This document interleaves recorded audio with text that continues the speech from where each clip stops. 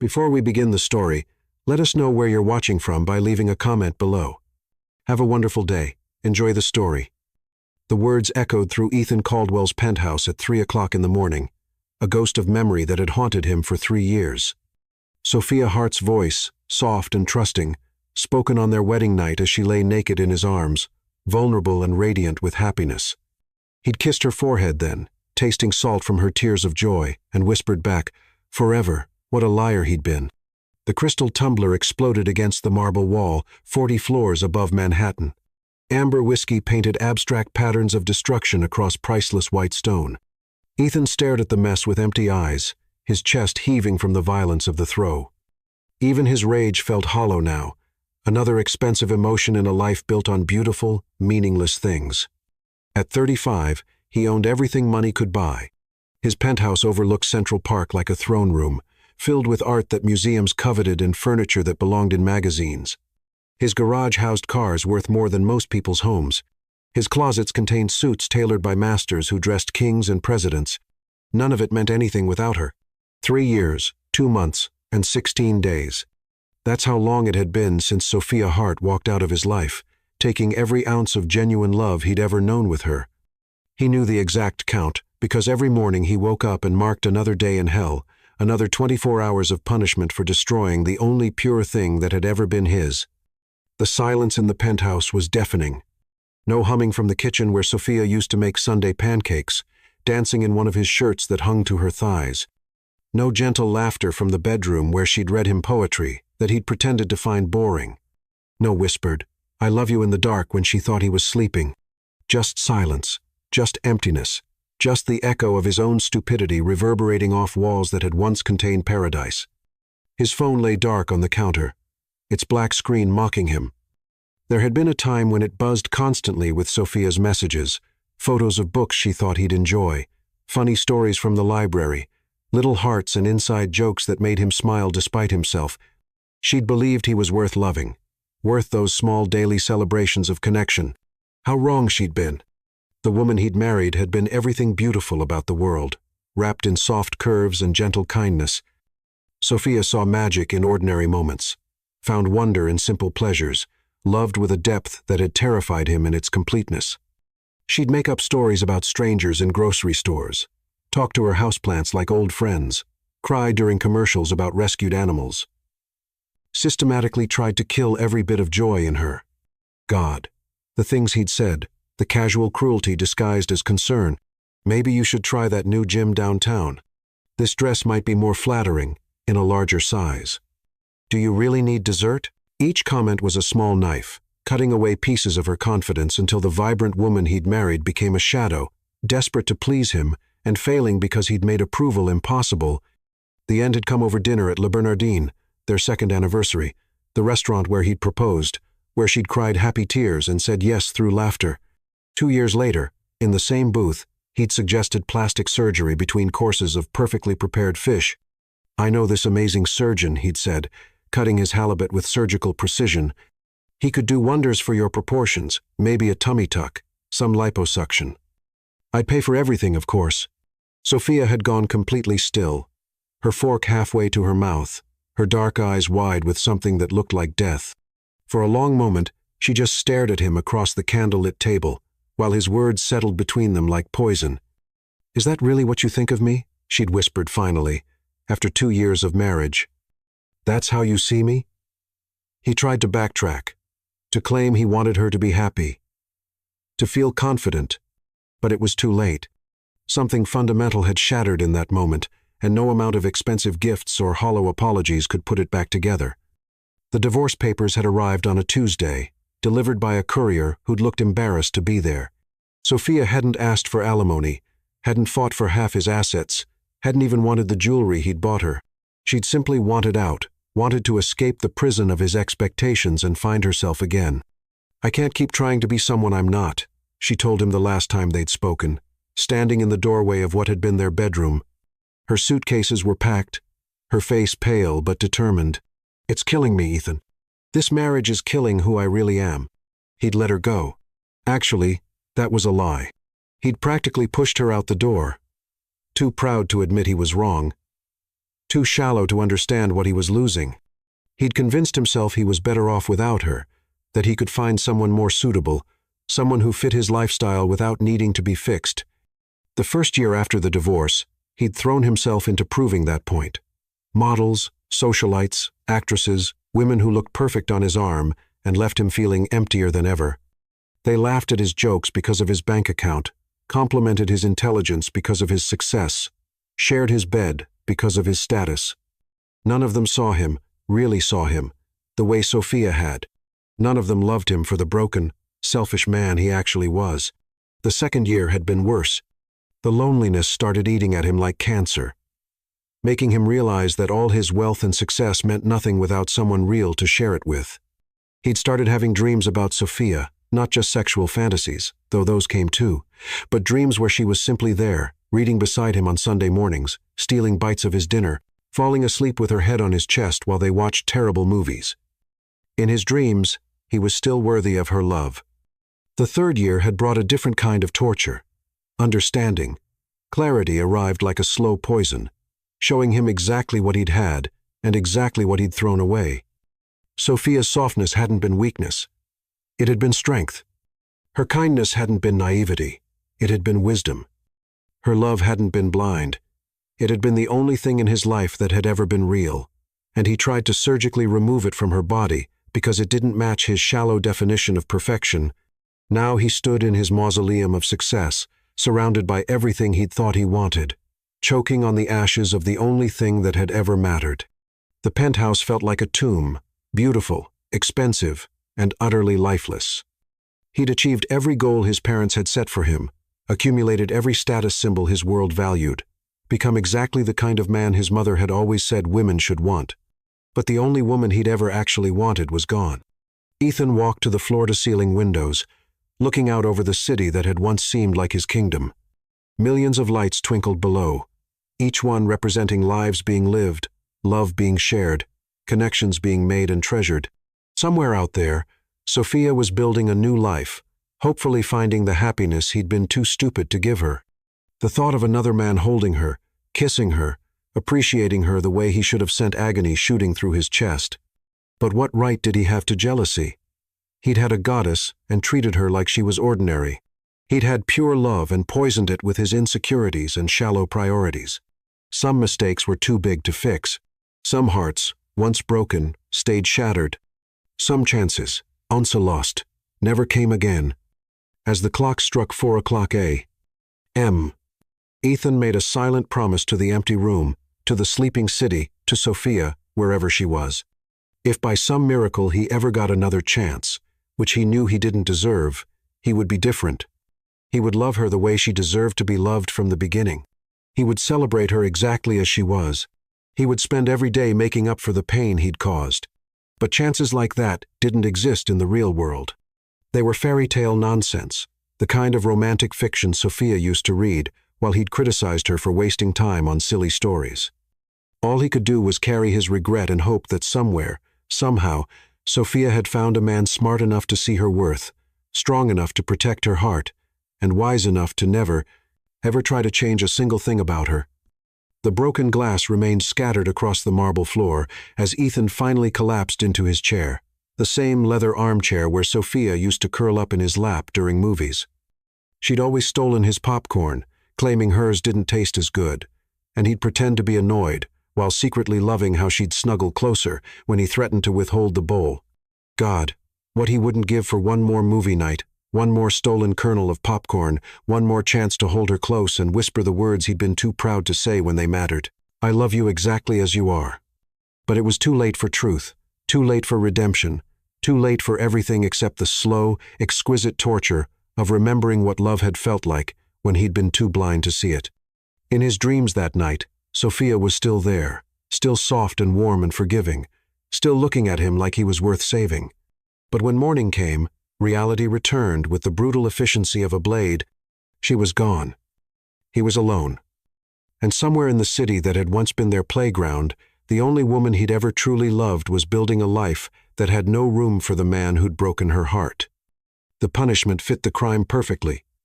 Ethan Caldwell had everything money could buy and absolutely nothing that mattered. Chapter 2. The goddess returns.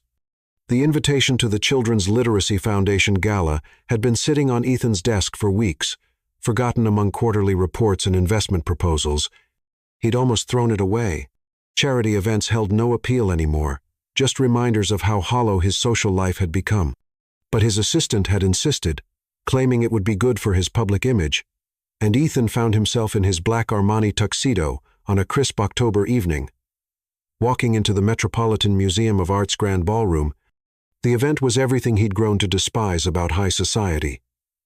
Artificial conversations, air kisses from women who barely knew his name, and champagne that cost more per bottle than most people's weekly salary. Crystal chandeliers cast dancing shadows across marble floors where New York's elite mingled, their laughter echoing off ancient artifacts. Ethan nursed a whiskey and watched from the sidelines, already planning his early escape. Ethan Caldwell, darling, where have you been hiding? Amelia Worthington materialized beside him in a cloud of expensive perfume and surgical enhancements. Her smile was as artificial as everything else about her, the kind of woman his mother had always pushed him toward. You simply must meet my niece. She just graduated from Yale, and she's absolutely divine. Ethan was formulating a polite excuse when the ballroom's chatter suddenly dimmed, as if someone had turned down the volume on the entire room. Heads turned toward the entrance. Conversations paused mid-sentence, and even the waitstaff stopped to stare.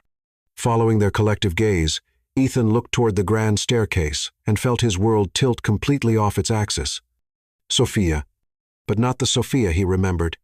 This woman descending the marble steps was a vision of complete transformation that made Ethan's breath catch in his throat. Gone was the soft, uncertain woman he'd divorced 3 years ago. In her place stood a figure of absolute elegance that made every other woman in the room pale in comparison. Her metamorphosis was stunning. She'd lost weight, but not in the unhealthy, desperate way she'd tried during their marriage. This was confident, radiant wellness, her figure now a perfect hourglass that the elegant emerald gown showcased beautifully. The dress hugged every curve, the silk fabric catching the light as she moved with newfound grace.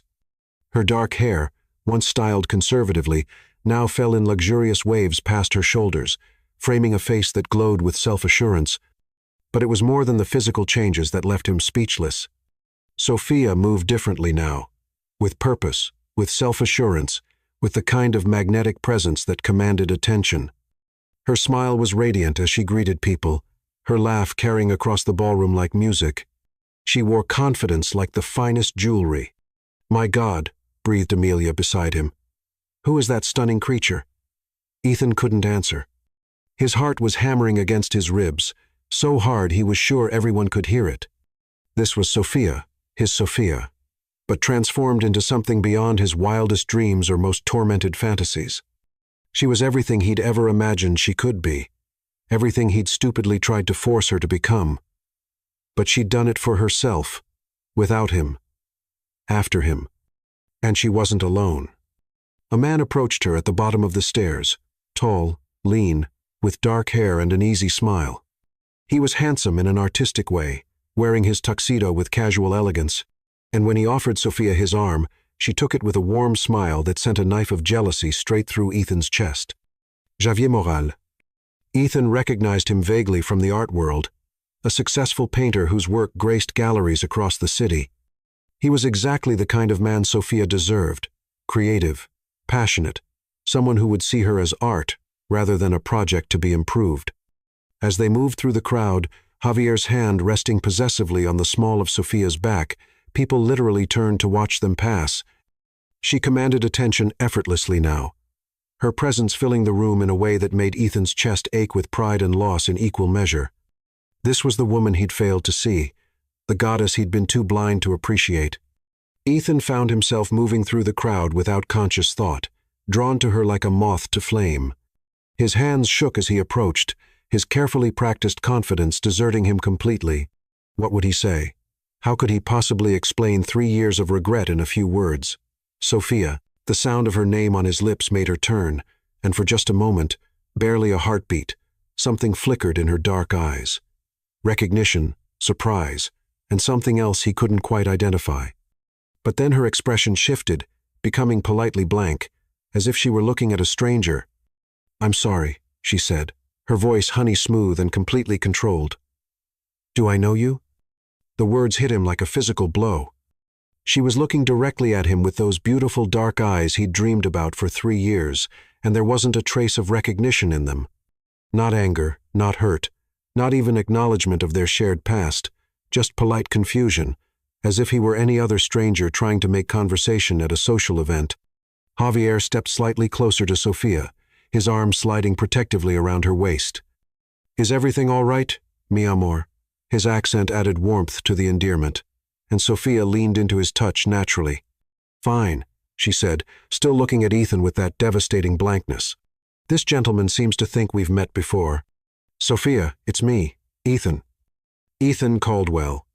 His voice cracked slightly on his own name, desperation bleeding through his usual composure. She tilted her head slightly, as if considering this information, then shook her head with a small, apologetic smile. "I'm afraid I don't recall. Though I suppose I meet so many people through my work." Her gaze moved past him dismissively. "If you'll excuse us, Javier and I were just heading to dinner." They turned to leave, and panic seized Ethan's throat. "Sofia, please. We were married. We were married for 2 years." She paused, turning back with what might have been mild curiosity. "I think you have me confused with someone else, Mr. Caldwell." Ethan Caldwell. He felt like he was drowning. "Well, Mr. Caldwell, I can assure you, I would remember being married. That's not something one forgets." Her smile was perfectly polite and absolutely crushing. "Enjoy your evening." And then she was walking away, Javier's hand on her back, her emerald dress flowing behind her like water.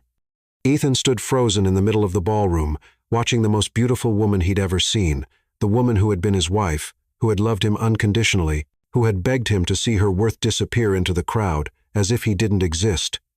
"Brutal," murmured someone behind him, and Ethan realized he'd become a spectacle. People were watching, whispering, probably already spreading gossip about his very public rejection, but he couldn't bring himself to care about his social standing or wounded pride. All he could think about was Sofia, how stunning she looked, how confident she'd become, how completely she'd transformed herself into everything he'd once foolishly thought he wanted, and how she'd looked right through him, as if their love, their marriage, their shared pain meant nothing at all. The rest of the evening passed in a blur.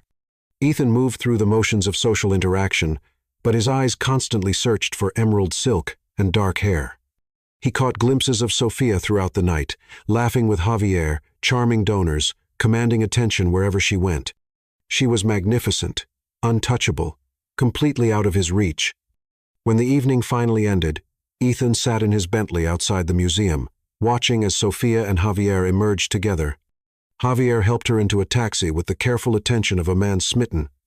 And as the cab pulled away, Ethan caught one last glimpse of Sofia's profile in the window. She was everything he'd lost, everything he'd thrown away, everything he'd never deserved in the first place. And now she was someone else's goddess, someone else's miracle, someone else's dream come true. The drive home passed in silence, his mind replaying every second of their encounter. Sofia's transformation was complete. She'd become the woman he'd always wanted her to be, but she'd done it without him, after him, despite him, and she'd made it clear that as far as she was concerned, he no longer existed. Chapter 3. Fire and Ice. Sleep became a stranger to Ethan Caldwell. For 3 weeks after the gala, he lay awake every night, replaying those devastating moments when Sofia had looked through him like he was invisible. Her transformation haunted him, the way she'd moved with such confidence, how every eye in the room had followed her, the complete dismissal she'd given him. By day, he tried to function normally, attending board meetings and managing his investments, but his mind was consumed with one thought: he had to see her again. The private investigator's report arrived on a gray November morning, and Ethan's hands trembled as he opened the manila envelope. Sofia Hart now worked as a literacy coordinator at the Brooklyn Heights Community Center, having earned her master's degree in library science after their divorce. She lived alone in a brownstone apartment in Park Slope, spent her weekends at art galleries and poetry readings. And yes, she was dating Javier Morales, though they didn't live together. The knowledge that she was so close, just across the bridge, made his obsession worse. He found himself driving through Brooklyn at odd hours, hoping to catch a glimpse of her. He sent flowers to the library with unsigned cards, left expensive bottles of wine at her doorstep, even had her favorite coffee delivered to her workplace every morning. All of it went unacknowledged, as if his gestures were absorbed into a void. Then he discovered her schedule. Sophia left the community center every Tuesday and Thursday at exactly 5:30 p.m. to walking to her car, parked in the small lot behind the building. The information felt like a lifeline, and Ethan found himself waiting in the shadows of that parking lot on a cold Tuesday evening in late November, his heart pounding as he watched her emerge from the staff entrance. She was even more beautiful than he remembered from the gala.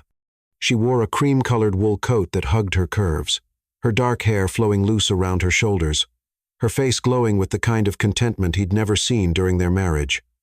She moved with purpose, keys in hand, her heels clicking against the asphalt. Sophia. She froze at the sound of her name, her hand reaching for her car door handle. Slowly, she turned, and when she saw him standing 10 feet away, her expression shifted from surprise to something much colder. "You've got to be kidding me," she said, her voice carrying an edge he'd never heard before. "Are you following me now? I just want to talk to you." Ethan stepped closer, and she immediately stepped back against her car. "Please, just 5 minutes. There's nothing to talk about." Sophia's grip tightened on her keys, her knuckles white. "I thought I made it clear at the gala that I don't know you. That was cruel, even for you." The words escaped before he could stop them, and Sophia's eyes flashed with something dangerous. "Cruel? You want to talk about cruel?" She laughed, but there was no humor in it. "That's rich coming from you, Ethan." So, she did remember him. The realization sent relief flooding through his chest, followed immediately by hope. If she remembered, if she was angry, that meant she still felt something. Indifference would have been worse than hatred. "I know I hurt you," he began, taking another step closer. "I know I was an idiot, and I'm sorry." "Stop." Sophia held up a hand, but Ethan could see her chest rising and falling rapidly. "Just stop talking." But he couldn't stop. 3 years of regret came pouring out as he moved closer, backing her against the car door. "I think about you every day. Every single day, Sophia. I dream about you." "You think about me?" Her voice rose, echoing off the brick walls of the surrounding buildings. "You think about me? That's supposed to make me feel better about the way you destroyed me?" The pain in her voice hit him like a physical blow, but he pressed on, desperate to make her understand. "I was wrong about everything. I see that now. You're perfect. You always were perfect, and I was too stupid to see it." "Perfect." Sophia's laugh was bitter. "Now I'm perfect. After I spent 2 years trying to become what you wanted, now that I've done it for myself, suddenly I'm perfect." She was right against the car now, trapped between the cold metal and his body, and Ethan could smell her perfume, something new, sophisticated, intoxicating. He placed his hands on either side of her, palms flat against the car door, not quite touching her, but close enough to feel the heat radiating from her skin. "Sophia, please," he whispered, his face inches from hers. "Just let me explain." For a moment, the anger in her eyes flickered, replaced by something that looked almost like longing. Her breath caught, and Ethan felt the familiar electricity that had always existed between them. She was so beautiful, so close. And he remembered exactly how it felt to hold her, to kiss those soft lips, to feel her melt against him. "Explain what?" she whispered back, and her voice was breathier now, less controlled. "Explain how you made me feel like I wasn't good enough? Explain how you criticized everything about me until I stopped looking in mirrors?" "I was an ass," he said, leaning even closer. The space between them was charged with tension, and he could see her pulse racing at the base of her throat. "I was shallow and stupid, and I didn't deserve you. But I've changed, Sophia. I'm not the same man." "People don't change, Ethan." But her voice was weaker now, and her eyes had dropped to his mouth. "Not really." "Then why are you breathing so fast?" He moved his right hand from the car to her face, his thumb tracing her cheekbone. "Why is your heart racing?" Sophia's eyes fluttered closed at his touch, and for a moment she leaned into his palm. The gesture was so familiar, so achingly tender, that Ethan felt his own heart stop. This was his Sophia, the woman who used to curl up in his arms, who used to look at him like he hung the moon. But then her eyes snapped open, filled with fury, and something that looked like betrayal, not at him, but at herself, for responding to his touch. "Don't." She grabbed his wrist and pulled his hand away from her face. "Don't you dare think you can just walk back into my life and make me feel things again." "You do feel something," he said, pressing his advantage. "I can see it in your eyes. You're not as indifferent as you pretend to be." "Indifferent?" Sophia's laugh was sharp. "I was never indifferent to you, Ethan. That was the problem. You wanted me to be less than you, grateful for whatever attention you gave me. That's not true, is it?" She pushed against his chest, but he didn't move back. "You were embarrassed by me. You cringed every time I walked into a room at your precious social events. You made suggestions about gyms and diets and plastic surgeons because you couldn't stand the thought of people knowing you'd married someone who wasn't magazine perfect. Every word was true, and they cut deeper because of it." "I was wrong," he said desperately. "I was an idiot, but I've learned." "Have you?" Sophia's eyes blazed as she looked up at him. "Or are you just saying that because now I look the way you always wanted me to look? Now that I've transformed into your ideal woman, suddenly you want me back?" The question hung in the cold air between them, and Ethan felt something crumble inside his chest. Because wasn't that exactly what had happened? Hadn't he seen her at the gala, seen her transformation, and immediately wanted her back? How was that any different from what he'd done before? "It's not about how you look," he said. But even to his own ears, the protest sounded weak. "Isn't it?" Sophia smiled, but there was no warmth in it. "Tell me honestly, Ethan, if I still looked the way I did when we were married, would you be here right now? Would you be pressing me up against this car, telling me how perfect I am?" The silence stretched between them, and in that silence, Sophia found her answer. "That's what I thought." She pushed past him, moving toward the driver's side of her car. "Stay away from me, Ethan. I mean it. I'm not the same broken woman you divorced. I won't let you destroy me again." "Sophia, wait." But she was already in her car, the engine starting with a roar. Through the windshield, he could see tears streaming down her face, and the sight made his chest ache with regret and self-loathing. As she drove away, leaving him standing alone in the empty parking lot, Ethan realized the truth of what she'd said. He had wanted her back because of how she looked now, because she'd become everything he'd once tried to force her to be.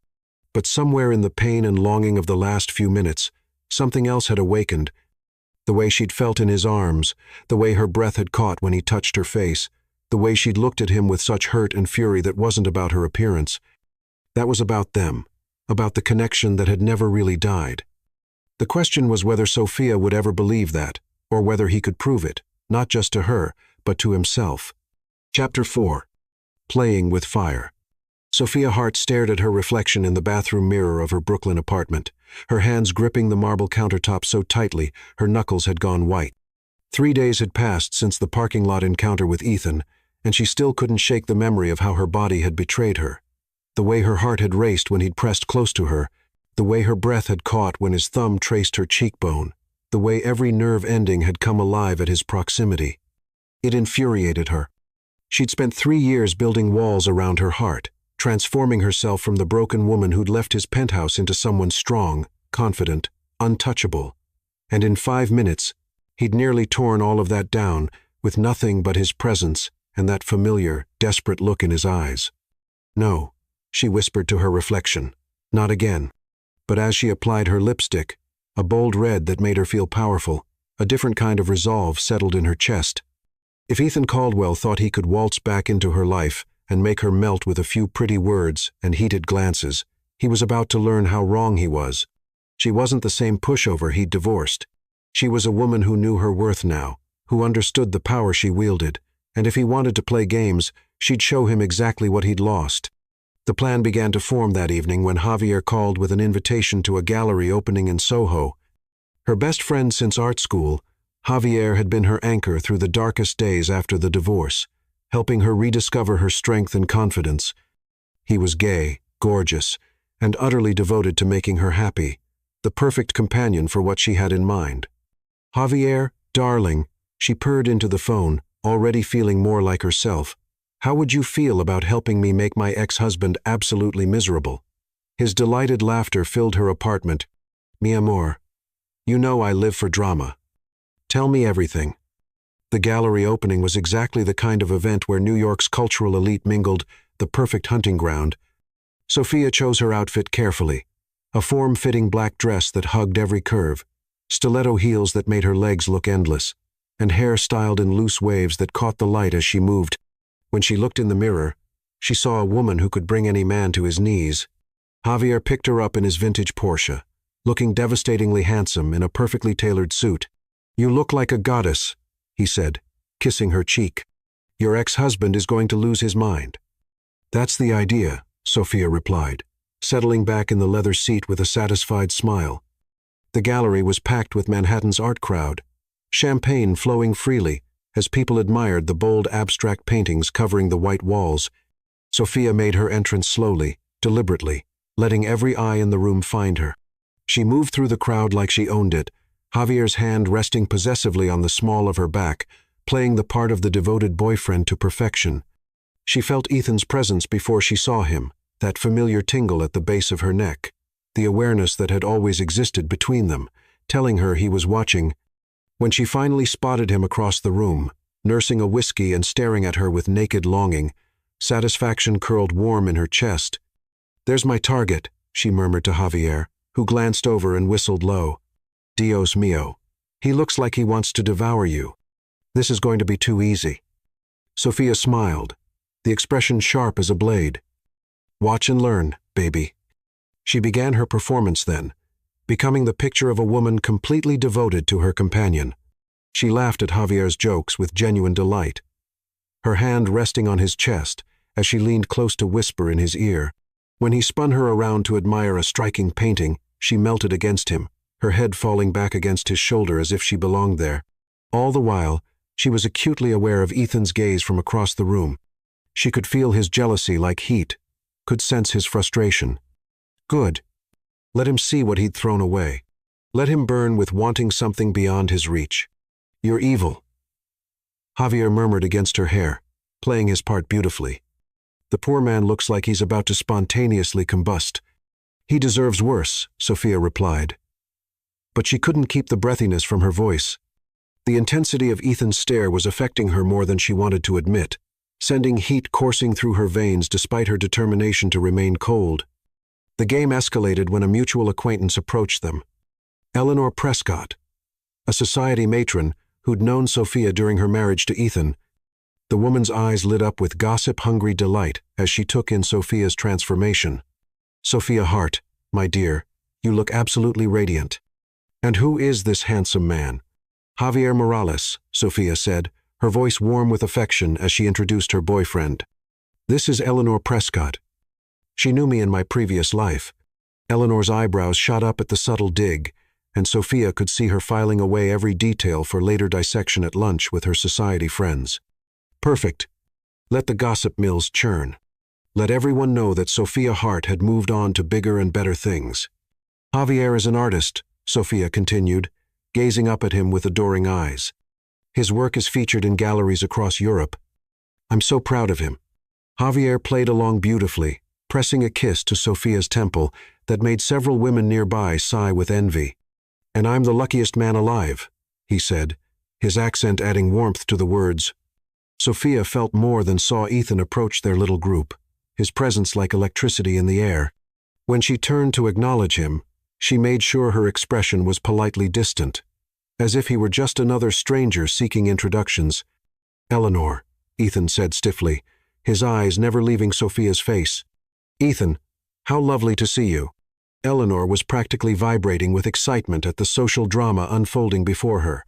"Have you met Sophia's boyfriend, Javier?" The word boyfriend hit Ethan like a physical blow. Sophia could see it in the way his jaw tightened, in the way his hands clenched at his sides. But he managed to extend his hand to Javier with forced civility. "Javier Morales," Javier said smoothly, his handshake firm and confident. "And you are Ethan Caldwell." The name came out rough, and Sophia had to suppress a smile at how obviously rattled he was. "Ah, the ex-husband," Javier said with just enough edge to make it clear he knew exactly who Ethan was. "Sophia has told me so much about you." The implication hung in the air that Sophia had been discussing their marriage with her new man, sharing intimate details of their relationship. Sophia saw Ethan's face darken with jealousy and humiliation, and she felt a surge of vindictive satisfaction. "All good things, I hope," Ethan managed, his voice strained. Sophia tilted her head as if considering the question seriously. "I don't really talk about the past much," she said finally. "I prefer to focus on the present and the future."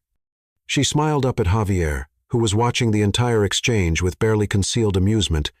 "Very wise," Eleanor interjected, clearly sensing the tension. "Well, I should let you young people enjoy the evening. Sophia, you look simply divine. Happiness suits you." As Eleanor bustled away, the three of them stood in awkward silence. Sophia could feel Ethan's desperation radiating off him in waves, could see him struggling to find something to say that might bridge the chasm between them. "Sophia," he finally said, his voice low and urgent, "could I speak with you privately for a moment?" "I don't think that's necessary," Javier interjected smoothly, his arm tightening around Sophia's waist. "My girlfriend and I were just about to get some air." The possessive gesture and the emphasis on "my girlfriend" made Ethan's eyes flash with something dangerous. For a moment, Sophia thought he might actually start a fight right there in the gallery, and the thought sent an unexpected thrill through her. "It's fine, Javier," she said, placing a calming hand on his chest. "Mr. Caldwell and I have nothing to discuss anyway." The dismissal was calculated and cruel, and Sophia saw it land like a slap across Ethan's face. His eyes met hers for one burning moment, and she saw everything there: his longing, his regret, his desperate need for her forgiveness. Part of her wanted to reach out to him, to ease the pain she could see etched in every line of his face. But then she remembered how it felt to be criticized and belittled, to have her confidence slowly eroded until she barely recognized herself in the mirror. She remembered the night he'd suggested plastic surgery, the way he'd looked at her like she was a problem to be solved rather than a woman to be loved. "Enjoy your evening, Ethan," she said coolly, then turned away, dismissing him completely. As she and Javier walked away, Sophia felt Ethan's eyes burning into her back. The game was working exactly as she'd planned. He was suffering, burning with want for something he couldn't have, finally understanding what it felt like to be deemed unworthy. But as they stepped out into the cool night air, Sophia realized something she hadn't expected. Playing with fire was dangerous for everyone involved. Because despite her careful plans and protective walls, seeing Ethan's pain didn't bring her the satisfaction she'd hoped for. Instead, it made her remember that once upon a time, she'd loved him enough to break her own heart, trying to please him. Chapter 5. The Heart Remembers. 2 weeks after the gallery opening, Ethan found himself doing something he hadn't done in years: volunteering. The Brooklyn Community Center was a far cry from the polished charity galas he usually attended, with its worn linoleum floors, flickering fluorescent lights, and the smell of coffee that had been brewing too long, but it was where Sophia taught adult literacy classes every Tuesday and Thursday evening, and that made it the most important place in his world. He'd signed up using his middle name, Nathan, and claimed to be a recently unemployed accountant looking to give back to the community. The elderly volunteer coordinator, Mrs. Lynn, had been delighted to have another tutor, especially one willing to help with the evening classes for working adults. "These students are so dedicated," she'd explained, shuffling through paperwork with arthritic hands. "Many of them work 2 jobs just to make ends meet, but they still come here because they want better lives for their families." Ethan had nodded appropriately, but his mind was focused on one thing: being near Sophia again, even if she didn't know he was there. His first glimpse of her in her element stole his breath. She sat at a small table with Carmen Rivera, a 40-year-old house cleaner, learning to read so she could help her daughter with homework. Sophia's patience seemed infinite as she sounded out words, her face lighting up with genuine joy every time Carmen successfully completed a sentence. "That's beautiful, Carmen. You're getting so much better," Sophia said, her voice warm with encouragement. "Your daughter is going to be so proud." Carmen beamed under the praise, and Ethan felt something shift in his chest as he watched this interaction from across the room. This was Sophia's true calling, not the social events or charity galas where she'd struggled to fit in during their marriage, but this quiet, meaningful work where she could make a real difference in people's lives. She wore simple, clothes-dark jeans and a soft blue sweater that brought out her eyes. But she was more beautiful than any fashion model on a magazine cover. Her face glowed with purpose and compassion, and when she laughed at something one of her students said, the sound filled the room with warmth. This was the woman he'd fallen in love with all those years ago, before his shallow priorities had blinded him to her worth. This was the woman he'd destroyed with his criticism and impossible standards. Nathan, right? Ethan startled as Sophia suddenly appeared beside his table, where he'd been helping an elderly man named George work through a basic reading workbook. Up close, she was even more devastating. Her skin glowing with health, her dark eyes bright with intelligence and kindness. Yes, he managed, hoping his voice sounded steadier than he felt. Nathan, I'm Sophia, the program coordinator. Mrs. Lynn mentioned, you're new. Her smile was professional but warm, and Ethan felt his heart hammering against his ribs. How are you finding it so far? Rewarding, he said honestly, looking down at George, who was concentrating on sounding out the word family. These people are incredible. They are. Sophia's expression softened as she watched George work. George here is 72 and decided he wanted to read the Bible from cover to cover before he passes. He's determined to do it himself, not have someone read it to him. George looked up with a grin that showed several missing teeth. Miss Sophia here is an angel sent from heaven. Been teaching me for 6 months now, and I can already read 3 whole chapters of Genesis by myself. George is one of our star students, Sophia said, ruffling his gray hair affectionately. The gesture was so tender that Ethan felt his throat tighten with emotion. This was who Sophia really was. Not the broken woman he'd criticized into submission, not even the confident goddess who'd dismissed him at the gallery. This was her true self, the person she became when she was helping others, when she felt valued and appreciated for her mind and heart, rather than her appearance. Well, I'll let you get back to it, Sophia said, turning to go. Nathan, if you need anything, just let me know. As she walked away, Ethan caught a hint of her perfume, something light and floral that made him think of spring mornings and new beginnings. He forced himself to focus on George's reading lesson, but part of his mind was completely consumed with Sophia's presence across the room. For the next month, Ethan became a regular at the community center. He threw himself into the work with surprising passion, discovering that helping people learn to read was more fulfilling than any business deal he'd ever closed. But mostly, he was there to watch Sophia, to study her like a man trying to memorize a work of art. She was brilliant at what she did, patient and encouraging with every student, regardless of their skill level. She celebrated small victories like they were Olympic gold medals. And when someone struggled, she found new ways to explain concepts until something clicked. Her students adored her, bringing her small gifts. Flowers from their gardens, homemade cookies, pictures drawn by their children. Ethan began to understand that this was Sophia's kingdom, her place of power and purpose. Here, she wasn't trying to fit into someone else's world. She was creating her own, building something meaningful and beautiful. It was during his 4th week of volunteering that everything changed. The evening had started normally, with Ethan helping his assigned students while stealing glances at Sophia across the room. But a winter storm had blown in unexpectedly. And by 8 o'clock, rain was lashing against the windows with fierce intensity. Everyone, be careful getting home, Sophia called out as students began packing up their things. The weather looks terrible out there. Most of the students left quickly, eager to get home before the storm worsened. Mrs. Lynn had already gone for the day, and Ethan found himself alone in the community center with Sophia as she locked up the building. You don't have to wait, she said, not looking at him as she gathered papers from her desk. I know how to lock up. It's not safe for you to walk to your car alone in this weather, Ethan replied, hovering near the door.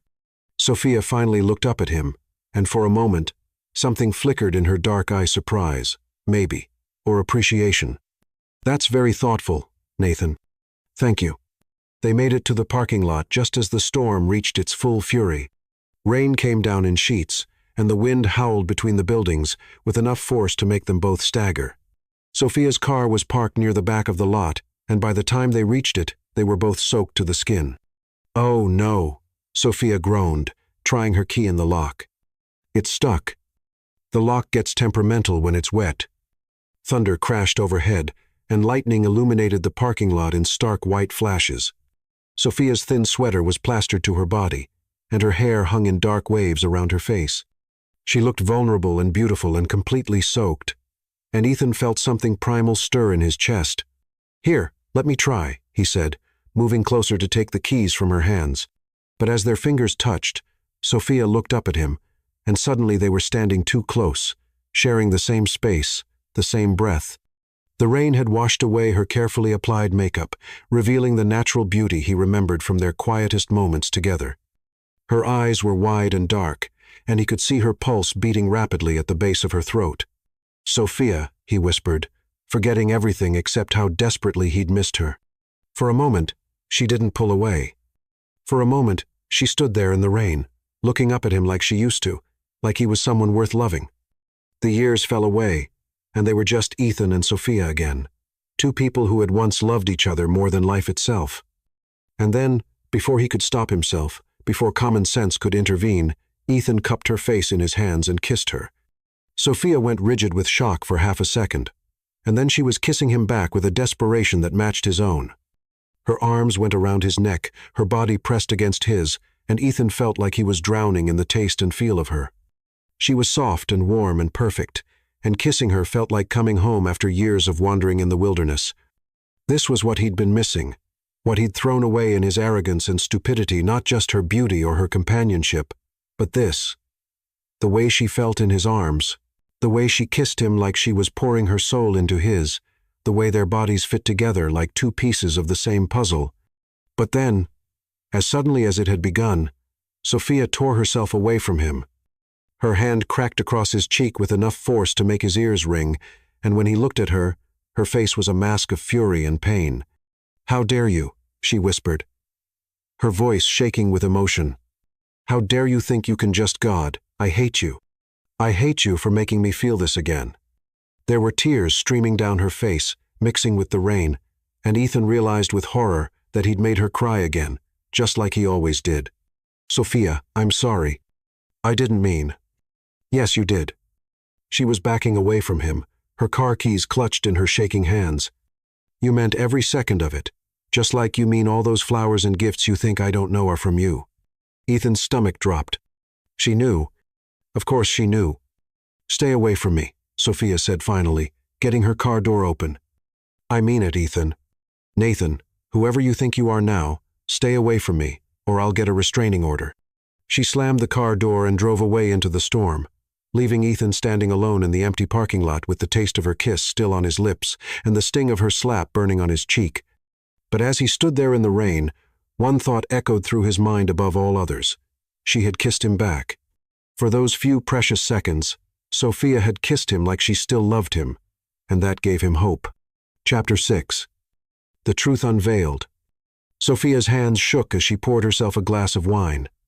The events of the stormy night 3 days ago, still burning through her mind like wildfire. She'd kissed him back. Despite everything he'd put her through, despite all her walls and defenses, she'd melted in Ethan's arms, like she was still that naive woman who'd believed love could conquer all. The worst part wasn't the kiss itself. It was how right it had felt, how perfectly she'd fit against him, how her body had remembered every contour of his despite 3 years of trying to forget.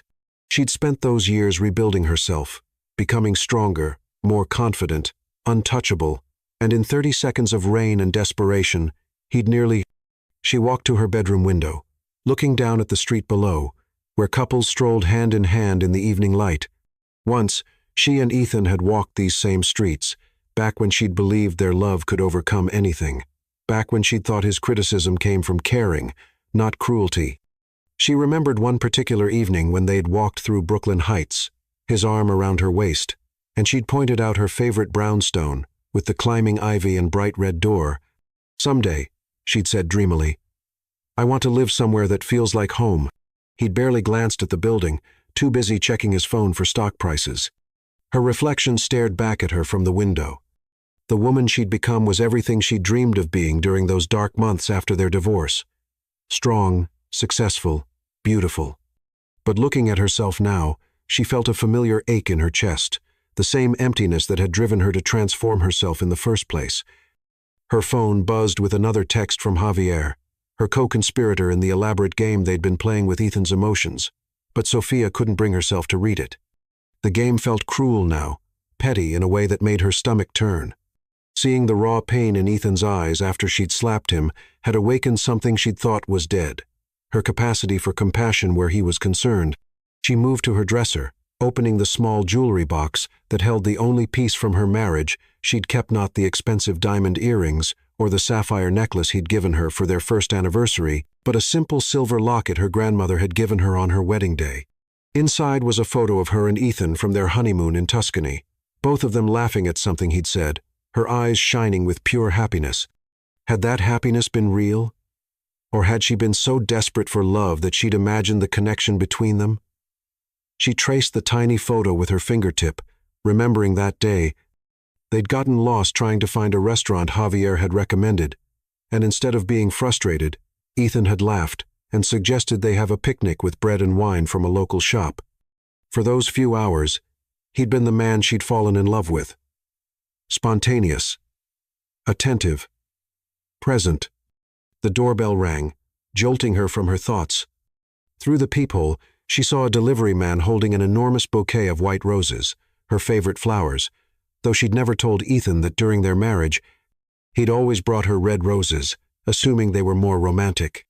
The fact that he'd learned her preference now, after their divorce, felt like another small knife wound to her carefully guarded heart.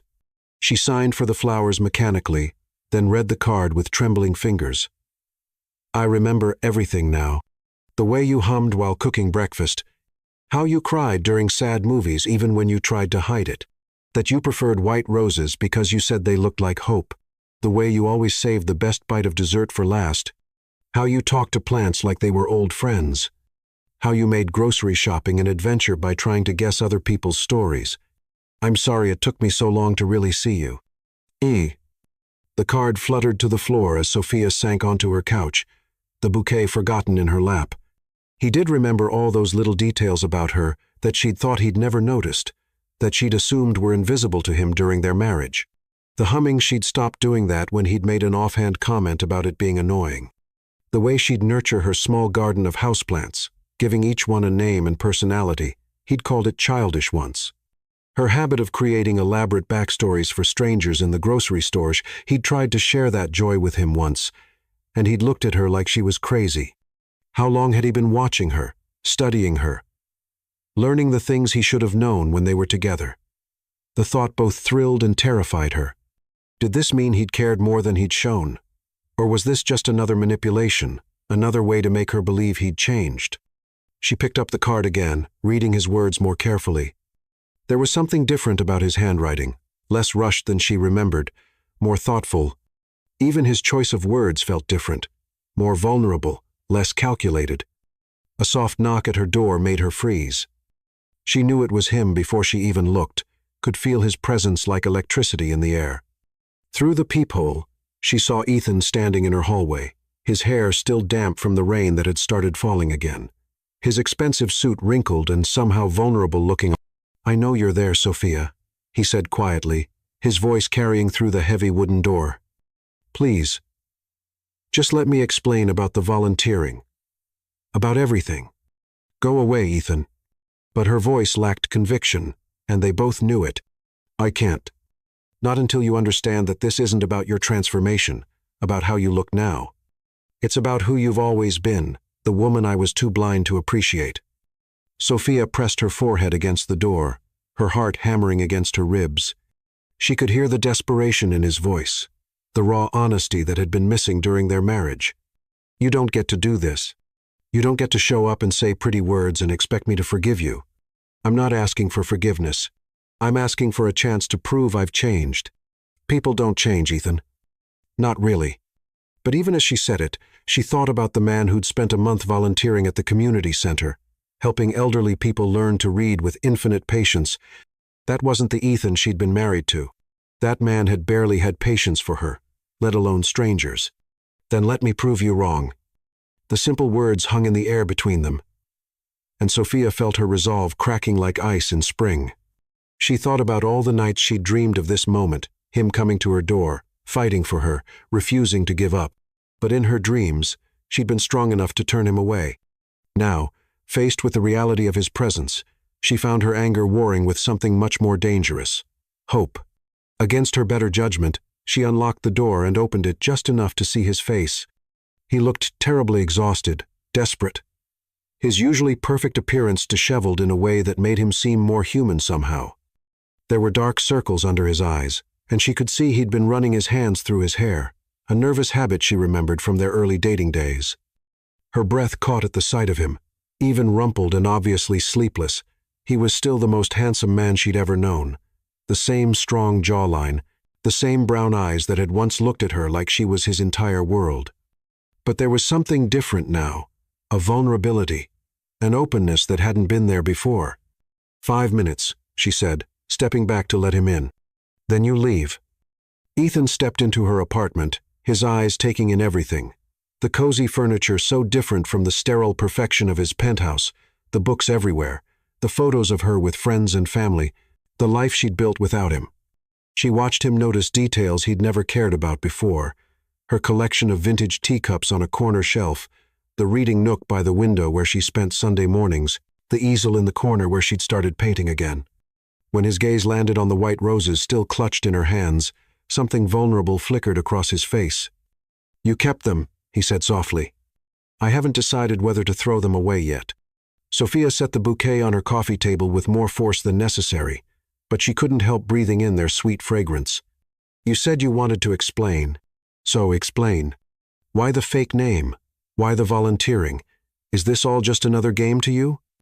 No. Ethan moved closer, and Sophia caught that familiar scent of his cologne mixed with rain and something else. Uncertainty, fear, the smell of a man who'd been carrying the weight of regret for too long. It started as a way to be near you. I won't lie about that. But it became something more.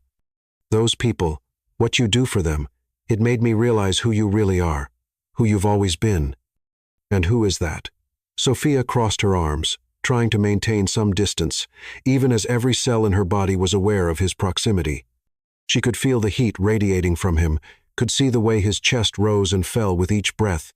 Someone who sees the best in people. Someone who believes everyone deserves a chance to grow, to learn, to become better than they were. His voice dropped to a whisper.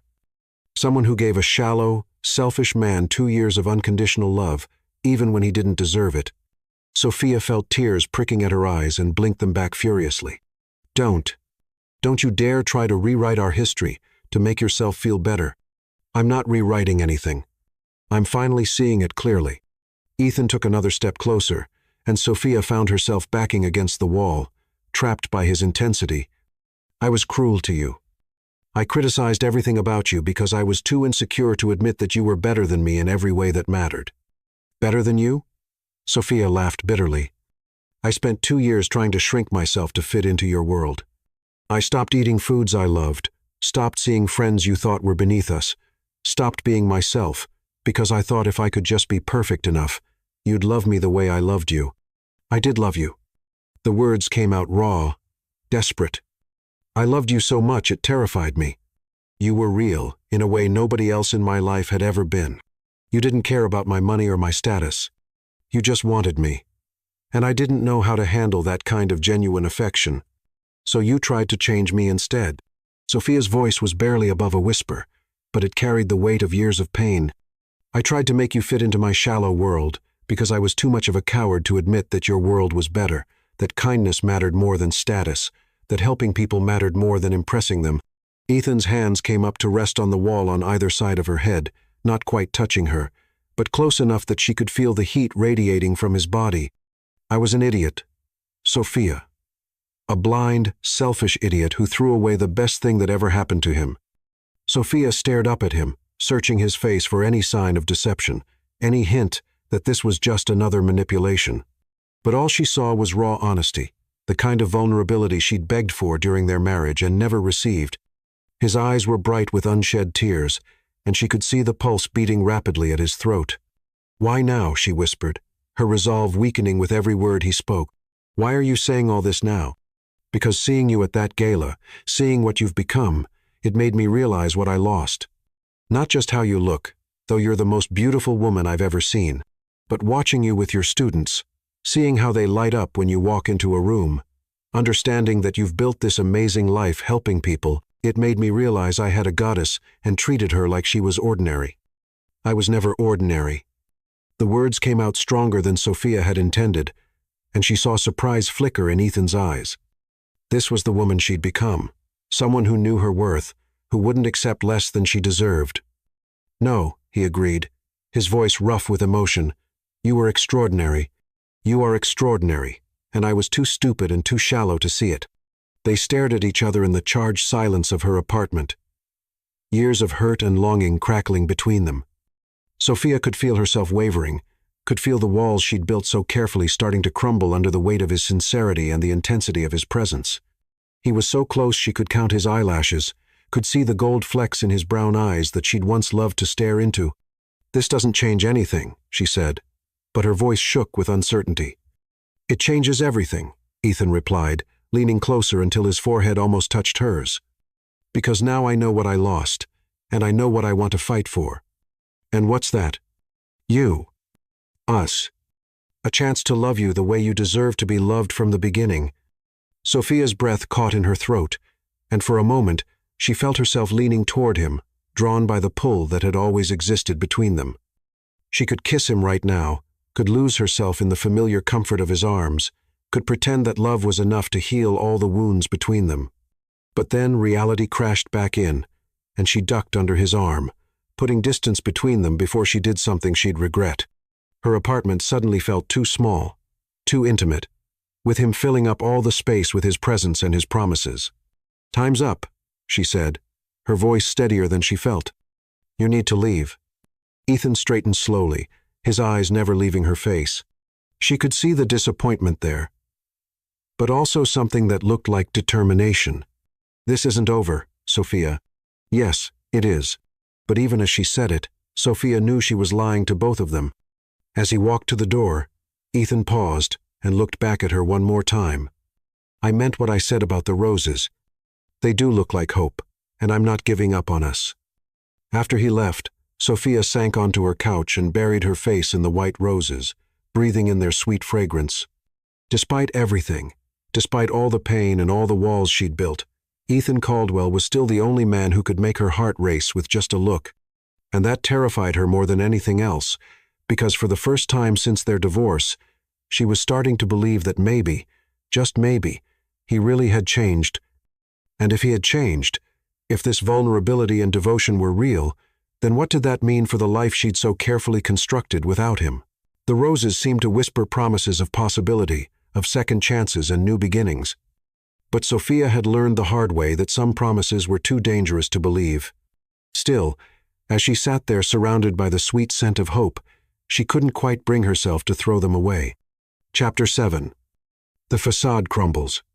Javier Morales sat across from Sophia in their favorite coffee shop in the village, stirring his latte with deliberate precision while studying her face with the keen eye of an artist who'd learned to read people's emotions like brushstrokes on canvas. They'd been friends since art school, and he could see through her carefully constructed composure better than anyone. The cafe was nearly empty at this hour, just after 2 o'clock in the afternoon on a Wednesday, when most people were locked away in offices. Sophia had insisted on meeting during the day, claiming she couldn't handle another evening of Javier's probing questions about her emotional state. But sitting here now, watching her fidget with her coffee cup and avoid his gaze, he knew she was falling apart.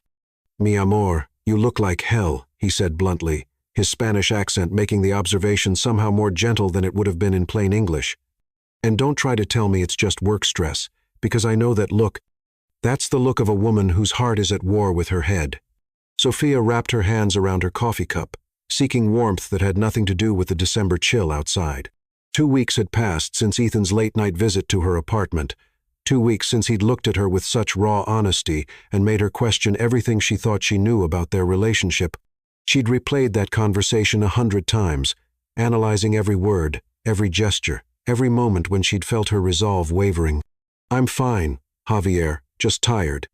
She took a sip of her cappuccino, but it tasted like ashes in her mouth.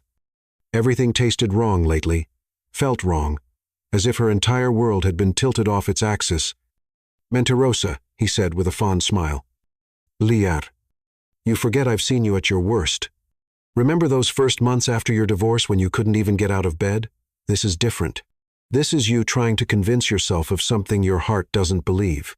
Sophia stared out the window at the people hurrying past on the sidewalk, bundled in winter coats and scarves, everyone rushing towards something or away from something else.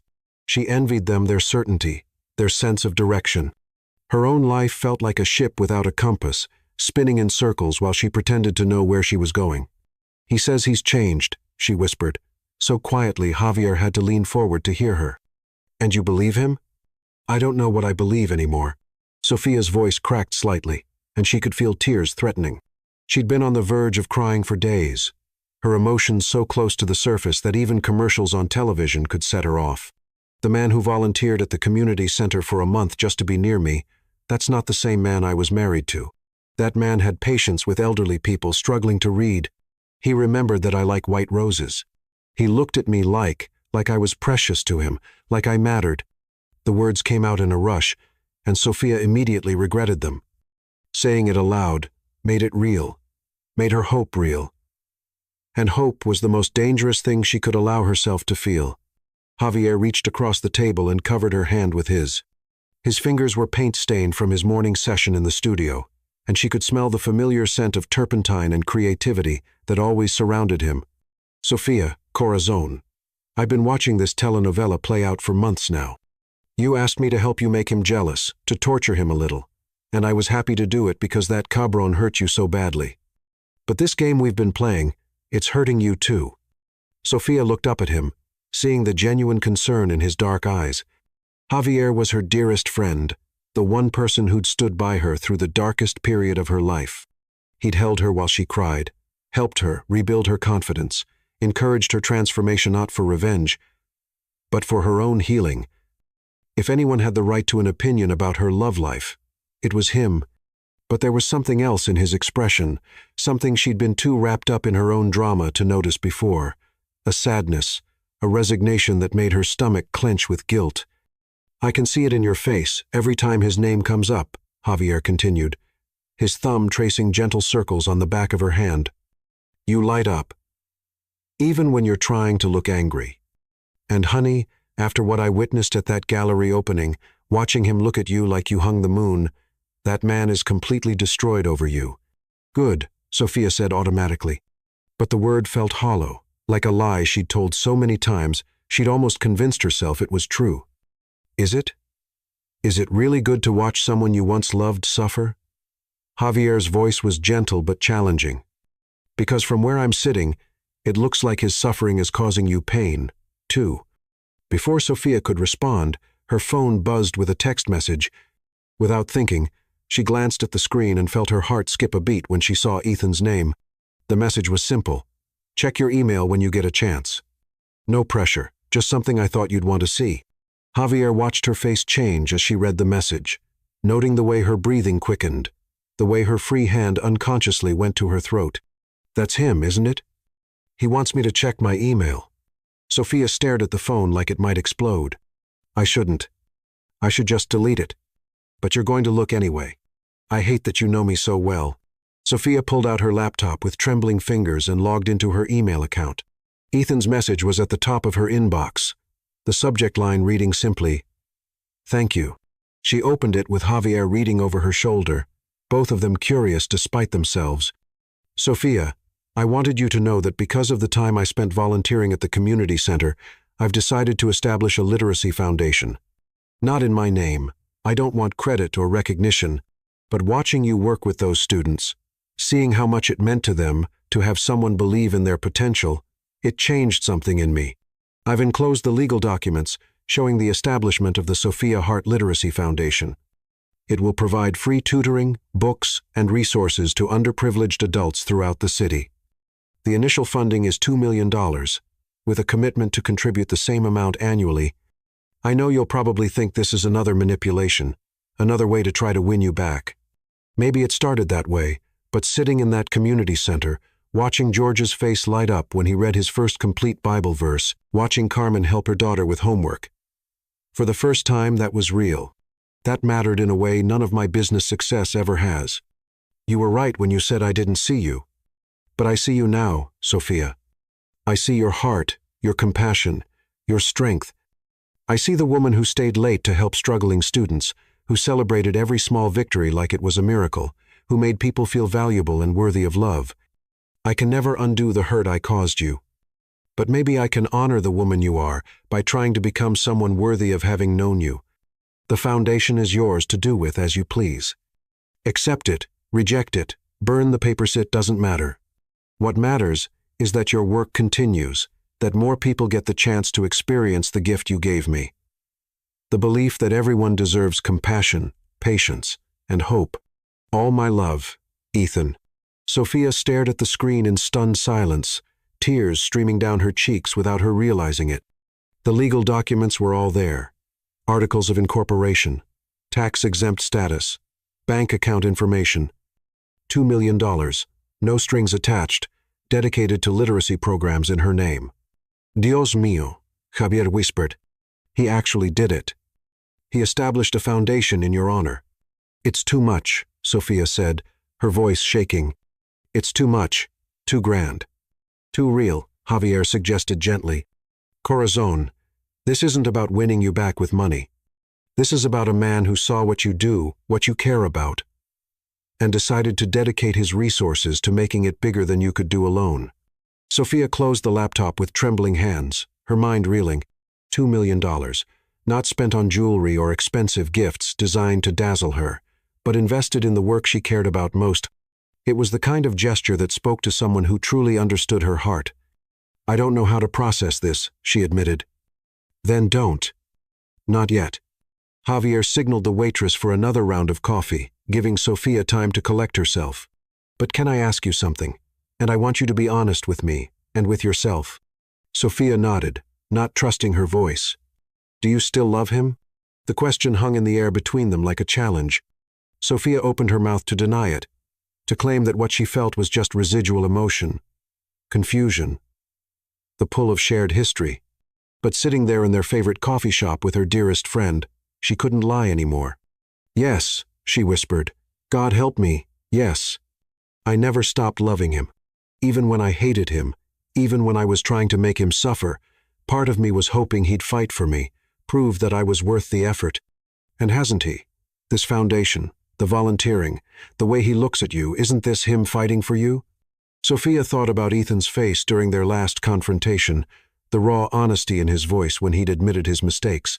She thought about him spending a month helping elderly people learn to read, not for recognition or tax benefits, but because it was work that mattered to her. She thought about the white roses, the small gesture that showed he'd finally learned to see her clearly. I'm scared, she admitted. I'm terrified that if I let him back in, he'll hurt me again. That this is all just an elaborate performance.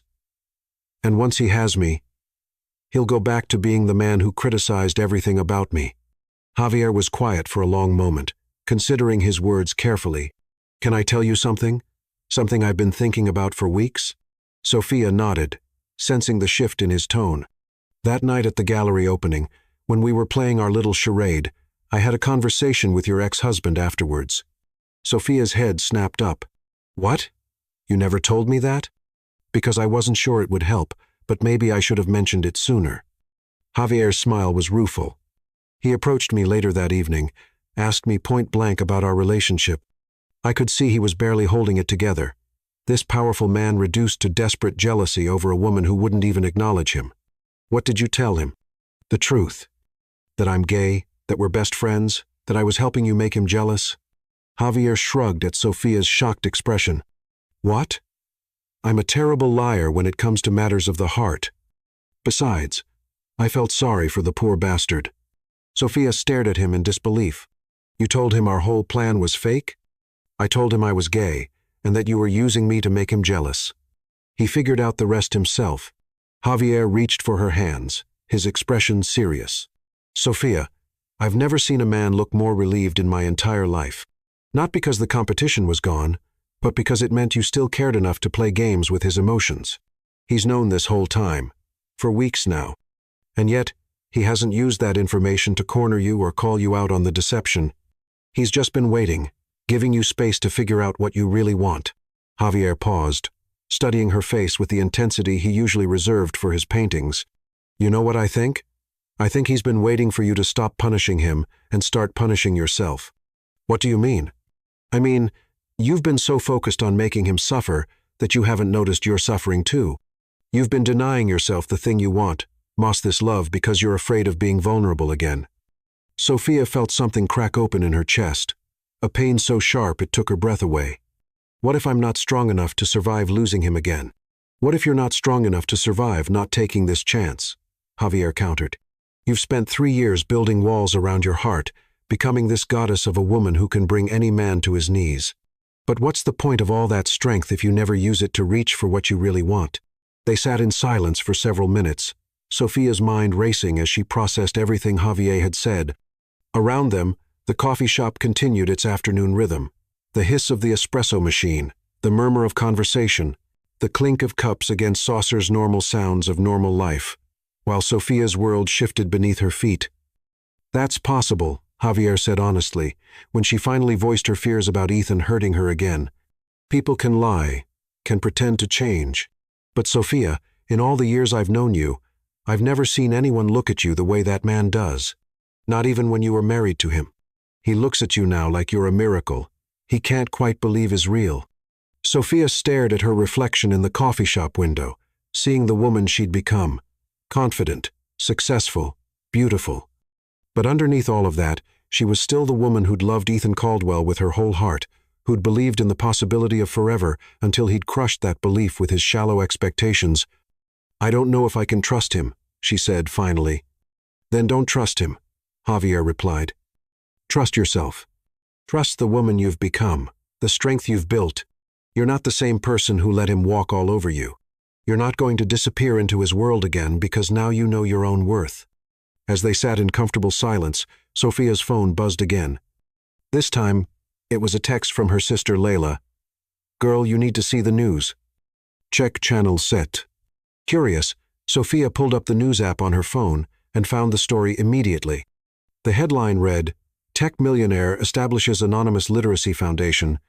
The article detailed how Ethan Caldwell had quietly donated $2 million to establish a foundation dedicated to adult literacy programs, but had specifically requested that his name not be associated with the organization publicly. He's not taking credit, Sophia whispered, showing Javier the article. He could have used this for publicity, for tax benefits, for making himself look good, but he's staying anonymous. Javier smiled softly. Because it's not about him, mi amor. It's about you, about honoring what you do without trying to overshadow it. Sophia felt something shift inside her chest, a loosening of the tight knot of anger and fear she'd been carrying for so long. Maybe Javier was right. Maybe it was time to stop punishing herself for wanting something she'd never stopped loving. There's something else, Javier said gently. Something I should have told you weeks ago. What? The night he found out about us, about the fake relationship, he didn't get angry. He didn't demand to know why you were playing games or accuse you of being cruel. Javier's voice was soft with something that sounded almost like admiration. He just asked me to take care of you, to make sure you were happy, even if it wasn't with him. Sophia's breath caught in her throat. He said that? He said you deserve to be loved by someone who sees your worth. If that can't be me, then I'm glad it's someone who clearly adores you. Javier shook his head. That's not the same man who hurt you, Sophia. That's a man who's learned to put your happiness above his own. For the first time in months, Sophia felt the walls around her heart begin to crack, not from pain this time, but from hope. Maybe, just maybe, Ethan Caldwell really had changed. Maybe the man she'd glimpsed in that community center, patient and kind and genuinely moved by other people's struggles, was who he'd become. The question was, did she have the courage to find out? As she looked across the table at Javier, her dearest friend who'd held her together through the worst period of her life, she realized that maybe it was time to find out if he could hold her together through the scariest leap of faith she'd ever considered taking. Chapter 8. Walls Come Down. The call came at 3 o'clock in the morning, jarring Sophia from restless sleep filled with dreams of white roses and familiar brown eyes. Her sister Layla's voice was tight with panic, cutting through the fog of sleep like a knife. "Soph, you need to get to Brooklyn Methodist Hospital right now. It's Grandma Lily." Sophia's blood turned to ice. "What happened?" "Stroke. Mrs. Thompson found her collapsed in her apartment this evening. The paramedics think it happened sometime around dinner, but she was alone for hours before anyone found her." Lila's voice cracked. "Soph, it's bad. Really bad." Within 20 minutes, Sophia was speeding through the empty streets of Brooklyn in her Honda, her hands gripping the steering wheel so tightly her knuckles had gone white. Lily Hart had been more than a grandmother to her. She'd been a refuge during the darkest days of her childhood. The woman who taught her that love was patient and kind, that true beauty came from within. The thought of losing her now, when Sophia's own life was in such turmoil, felt unbearable. Brooklyn Methodist Hospital at 3:30 in the morning was a study in fluorescent-lit desperation. Sophia found Layla in the ICU waiting room, pacing like a caged animal, her usually perfect makeup streaked with tears. "How is she?" Sophia demanded, pulling her sister into a fierce hug. "Unconscious. They don't know if she's going to wake up." Layla's voice was muffled against Sophia's shoulder. "The doctor said something about brain swelling, about waiting to see how much damage was done. I don't understand half of what they're telling me." Sophia felt her world tilt sideways. Grandma Lily had been her anchor through every storm. Her parents' messy divorce, her struggles in school, the devastating end of her marriage to Ethan. The idea of a world without Lily's gentle wisdom and unconditional love was unthinkable. "Can we see her?" "For a few minutes every hour. She looks so small, Soph, so fragile." They sat together in the uncomfortable plastic chairs, holding hands like they had as children, waiting for dawn and better news that might not come. Sophia tried to pray, but the words felt inadequate. Her grandmother had always been the strong one, the constant in their chaotic family. How could someone so vital, so full of life, be reduced to machines and monitors? At 6 o'clock a.m., Dr. Emily Wong appeared, one of the city's most renowned neurologists. After introducing herself to Sophia and Layla, she explained the situation. "I've been contacted about Mrs. Hart's case," Dr. Wong said gently. "A mutual acquaintance expressed concern about ensuring she receives the best possible care. I'd like to discuss transferring her to Mount Sinai, where we have more advanced equipment for stroke rehabilitation." "Transfer to Mount Sinai?" Layla looked confused. "But the expense has been covered. Mr. Caldwell insisted on handling all medical costs." Dr. Wong's expression was professional, but kind. Sometimes people want to help when they can make a real difference. Sophia felt something cold settle in her stomach. Anonymous benefactor, someone who heard about your grandmother's case through the hospital network and wanted to help. It happens more often than you'd think. People who want to give back but prefer to do so quietly. But Sophia knew better. She knew exactly who would have the resources and the connections to arrange for top-tier medical care, who would know that she was here, grieving and frightened, and want to help without expecting credit or recognition. Ethan. After Dr. Wong explained the transfer process and treatment options, Sophia's mind raced. How had he known? How had he found out about her grandmother's stroke so quickly? And how had he managed to arrange for specialized care in the middle of the night? The answer came when she stepped outside for air and spotted a familiar figure sitting on a bench in the hospital's small garden area. Ethan looked like he hadn't slept, his usually perfect hair disheveled, his expensive suit wrinkled. He was just sitting there in the pre-dawn darkness, as if he were keeping vigil. "You," Sophia said, her voice carrying across the empty garden. Ethan looked up, and she saw exhaustion and concern etched in every line of his face. "How is she? Don't pretend you don't know. Don't pretend you haven't been pulling strings and making calls all night." Sophia walked toward him, her anger warring with something else, something that felt dangerously like gratitude. "Dr. Wong, Mount Sinai, the anonymous benefactor, that's all you, isn't it?" Ethan stood slowly, and Sophia could see he was choosing his words carefully. "Your grandmother is important to you. That makes her important to me. How did you even know she was here?" I have a contact at the hospital. When your name appeared on a visitor log at 3 o'clock in the morning, they called me." Ethan took a step closer, and Sophia didn't back away. "I know what Lily means to you, Sophia. I remember how you used to light up when you talked about her, how you'd call her every Sunday without fail." Sophia felt tears burning behind her eyes. During their marriage, those Sunday calls to Grandma Lily were sacred to her, one of the few things Ethan had never criticized or tried to change. Lily had been the one person who'd seen through his polished exterior from the beginning, who'd warned Sophia gently that he didn't seem to appreciate what he had. "She never liked you," Sophia said quietly. "I know. She was right not to." Ethan's smile was sad and self-aware. "She saw what I was doing to you long before I did. Smart woman. She is smart. She's going to be fine." Sophia's voice broke on the words, betraying the fear she'd been trying so hard to contain. "She will be," Ethan said with quiet conviction. "Dr. Wong is the best in the city. If anyone can help her recover, it's Emily. You know her personally. We've worked together on other cases. Emily doesn't just take consultations for money, Sophia. She takes them when she thinks she can make a real difference." Ethan moved closer, and this time Sophia didn't retreat. "Your grandmother is going to get the best care possible, and it has nothing to do with me trying to win points with you. It's because she raised the woman I love, and I owe her everything for that."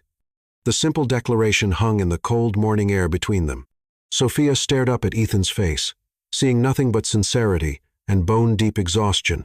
He'd been here all night, she realized, sitting in this garden, making calls, arranging care for a woman who'd never shown him anything but polite disapproval, simply because she mattered to Sophia. "Why?" she whispered. "Why are you doing this?" "Because 3 years ago, I lost the most important thing in my life through my own stupidity and cruelty. I can't change that, but I can make sure that you don't lose the most important person in yours if there's anything I can do to prevent it." The tears came then, hot and fast and unstoppable. All the fear and exhaustion and grief she'd been holding back since Layla's call crashed over her like a wave, and Sophia found herself sobbing in the hospital garden as the sun began to rise over Brooklyn. Without hesitation, Ethan pulled her into his arms, and for the first time in 3 years, Sophia didn't resist. She buried her face against his chest and cried for her grandmother, for her broken marriage, for all the years of hurt and longing and stubborn pride. His arms were strong and warm around her, his hands stroking her hair with the gentle patience she remembered from their best moments together.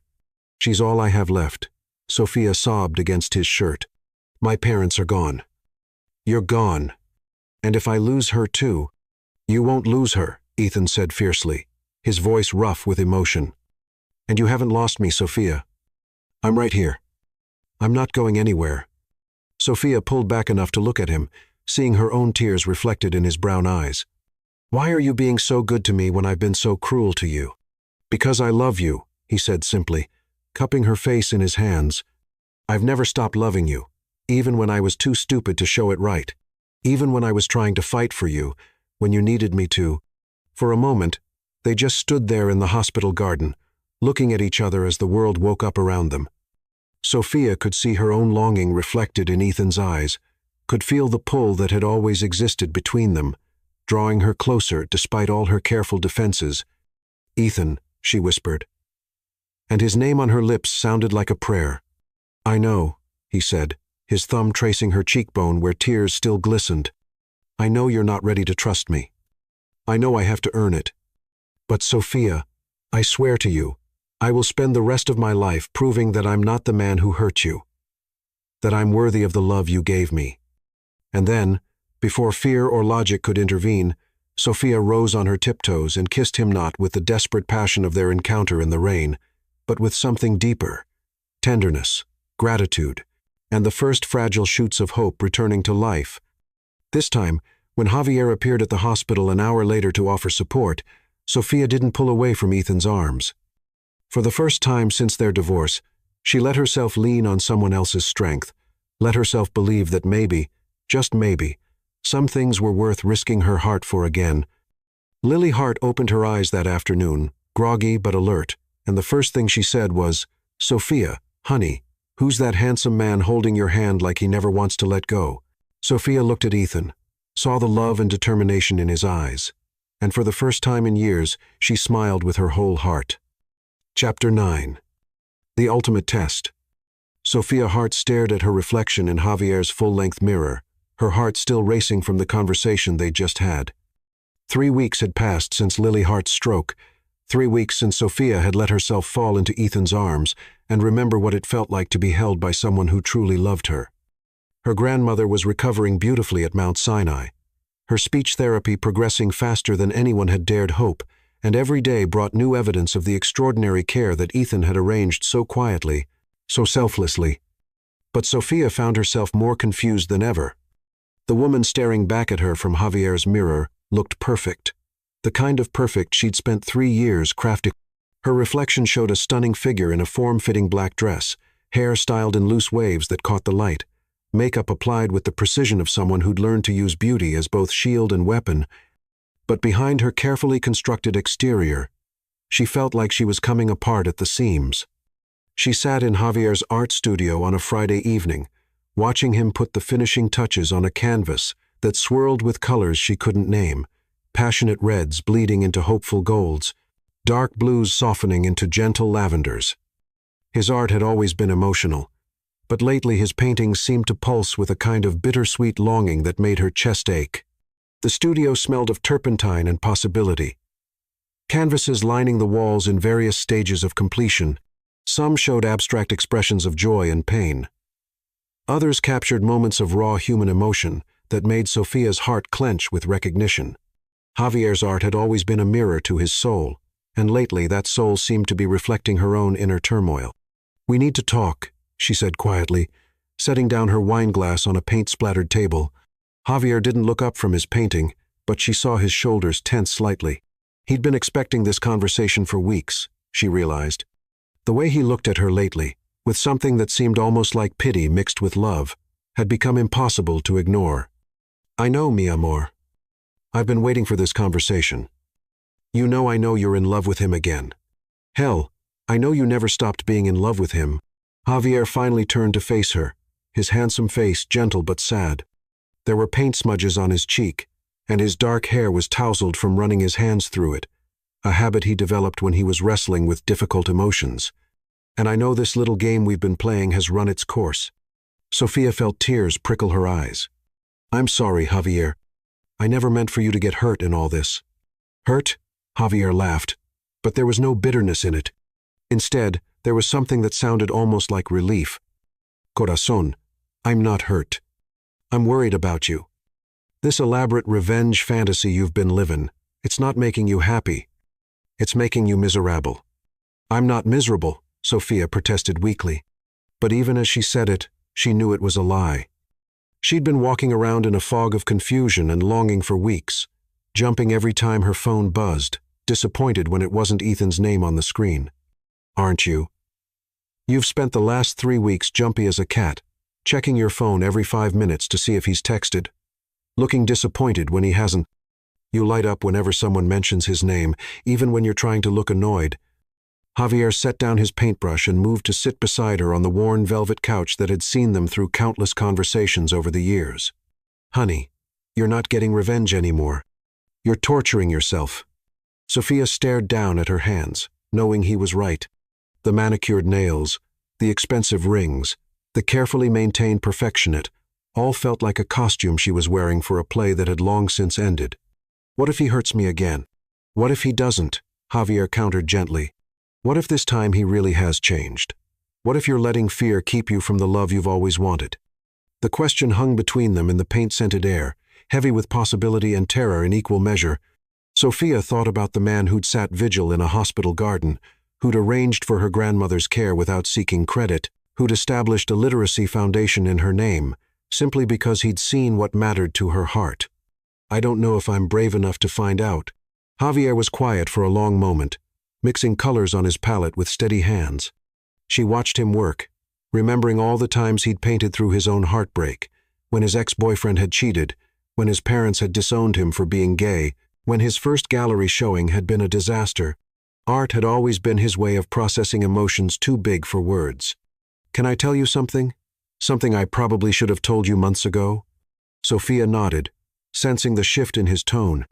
That night at the gallery opening, when we were playing our little charade, I had a long conversation with your ex-husband afterwards. Not just the brief exchange I mentioned before, but a real conversation. Sophia's head snapped up. What? You told me you only talked to him for a few minutes. Because I didn't want to interfere with your plans for revenge, but maybe I should have been more honest with you. Javier's smile was rueful, tinged with guilt. After I told him I was gay and that we were just friends, he didn't get angry or accusatory like I expected. Instead, he broke down, completely fell apart. This powerful, successful man, standing in a bathroom at an art gallery, crying like his world had ended. Javier's voice was soft with memory. He told me about your marriage, about how he'd treated you, about how he'd been trying to change himself ever since you left. He wasn't making excuses or trying to justify what he'd done. He was just broken. Sophia felt her chest tighten. What did he say? He said watching you with me, thinking I was your boyfriend, was the most painful thing he'd ever experienced. Not because he was jealous of me specifically, but because seeing you happy with someone else made him realize what he'd thrown away. Javier reached for her hands, his own paint-stained fingers gentle against her skin. But you know what the most heartbreaking part was? He said he hoped you were happy, even if it destroyed him. He said you deserved to be loved by someone who saw your worth from the beginning. Sophia's breath caught in her throat. This wasn't the Ethan she remembered from their marriage, the man who'd always put his own needs first, who'd never considered her feelings when making decisions that affected them both. He's known about our fake relationship for weeks now, Javier continued. And yet, he hasn't used that information to corner you or expose the deception. He's just been waiting, giving you the space to figure out what you really want. He's been waiting for me to be ready, Sophia whispered, finally understanding. Exactly. And Corazon, I think he'd wait forever if that's what you needed. But the question is, how long are you going to keep punishing both of you for mistakes he's trying so hard to make up for? Sophia stood up abruptly, pacing to the window that overlooked the street below. The evening was crisp and clear.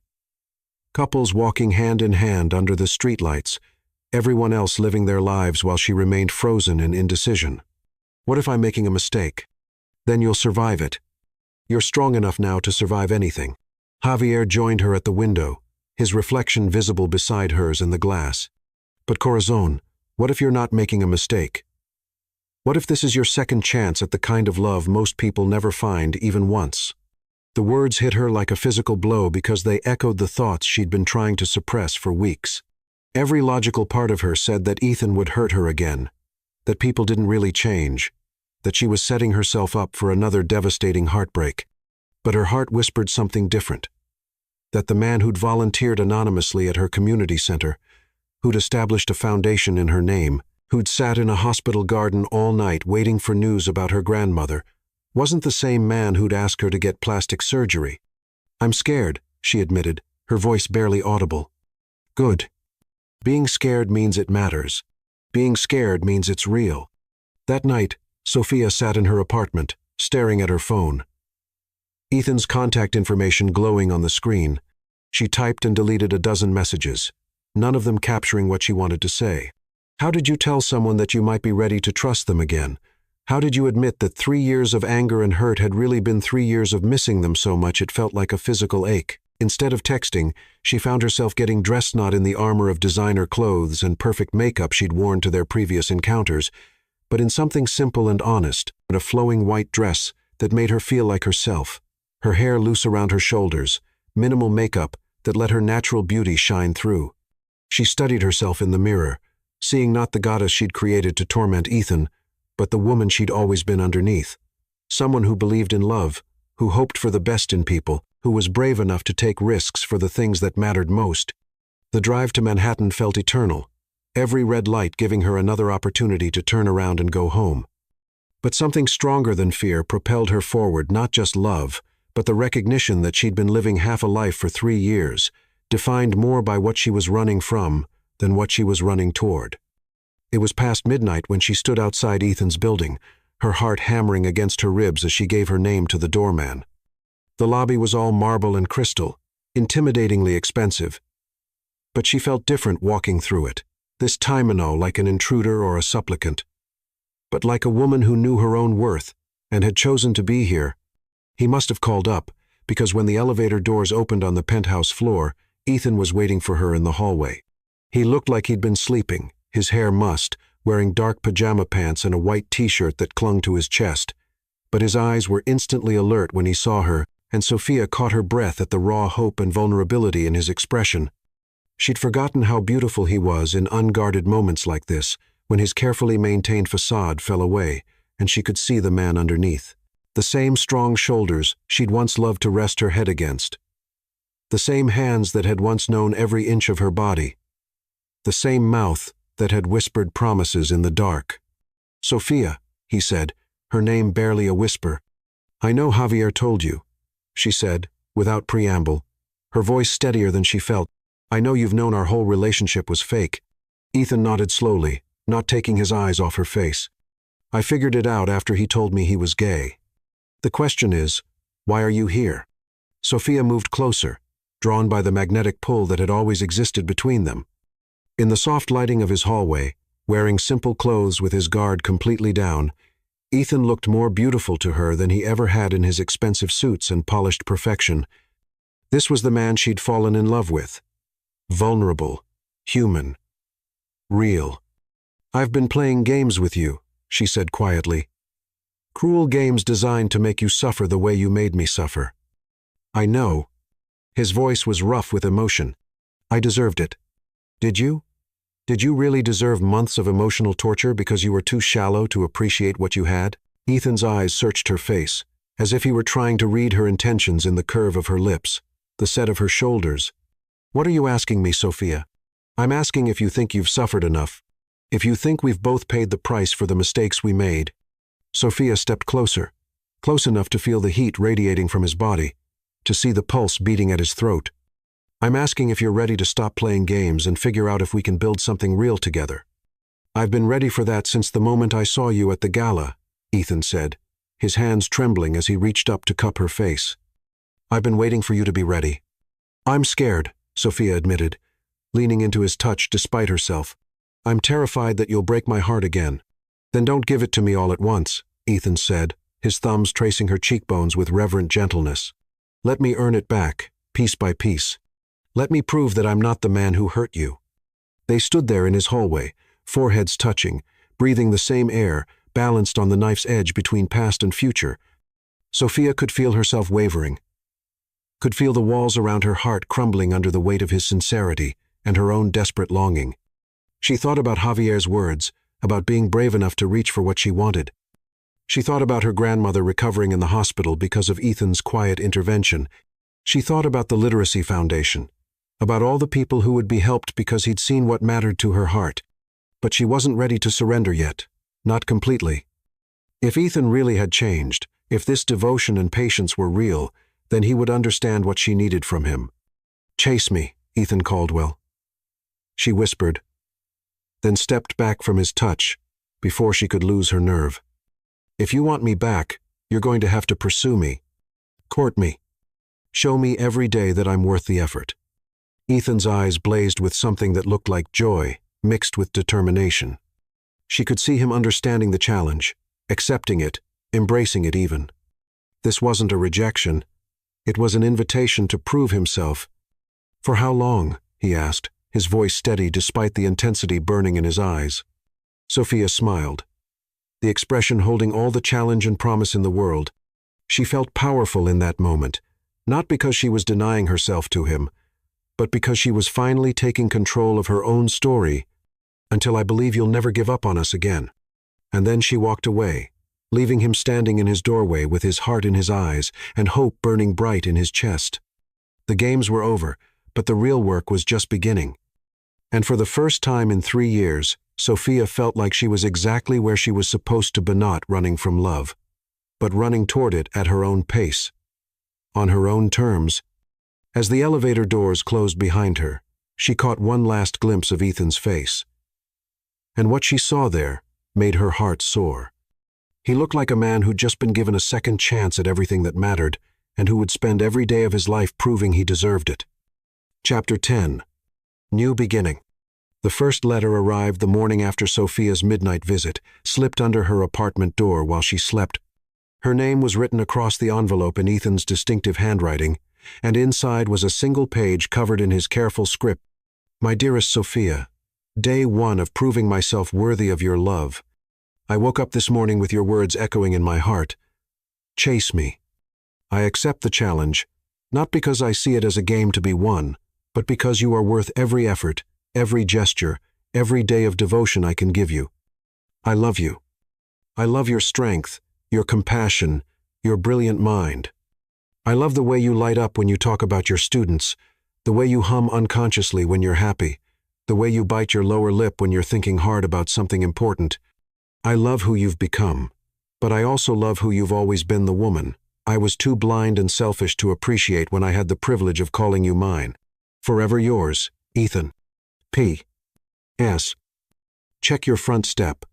Sophia opened her door to find a single white rose lying on her doormat. No elaborate arrangement or expensive vase, just one perfect bloom wrapped in simple brown paper. It was the first of many. Every morning for the next month brought a new letter and a single white rose. Ethan's letters chronicled his days, his thoughts, his growing understanding of what real love meant. He wrote about the books he was reading, poetry and literature he'd never bothered with before trying to understand the world through her eyes. He wrote about volunteering at other literacy centers throughout the city, how teaching adults to read had become a passion rather than just a way to impress her. He wrote about his therapy sessions, his efforts to understand the shallow, insecure man he'd been and become someone worthy of a second chance. He wrote about his dreams, not business ambitions or financial goals, but dreams of quiet Sunday mornings with her, of growing old together, of building a life based on mutual respect and genuine partnership. Sophia found herself looking forward to these letters more than she wanted to admit. They revealed a depth to Ethan she'd never known existed, a vulnerability he'd never shown during their marriage. This wasn't the polished, successful businessman trying to win her back with grand gestures. This was a man laying his soul bare, offering her his authentic self without pretense or protection. The roses found their way into every room of her apartment. She couldn't bring herself to throw them away, and soon her home looked like a garden of hope and possibility. 3 weeks into Ethan's campaign, Sophia was leaving the community center after a particularly long evening teaching session when she spotted him across the street. He was sitting on a bench, not watching her or trying to approach, just there, present. When their eyes met, he lifted his hand in a small wave, and she felt her heart flutter in response. The next day, he was there again. And the next, always respectful, never invasive, but constant as sunrise. A reminder that he wasn't giving up, that she was worth waiting for. He's been there every day this week, her colleague Carmen mentioned, gesturing toward the window where Ethan sat reading a book in the afternoon sunshine. That's either incredibly romantic or slightly concerning, and I'm leaning toward romantic. Sophia looked out at him, noting the casual clothes so different from his usual expensive suits, the relaxed way he sat absorbed in what appeared to be a book of poetry. He's not stalking me. He's courting me. And how do you feel about being pursued? Sophia considered the question seriously. During their marriage, Ethan had never pursued her. He'd assumed her love was a given, something he could take for granted while he focused on other priorities. This daily presence, these letters and roses, this patient devotion, it was everything she'd dreamed of during their darkest moments together.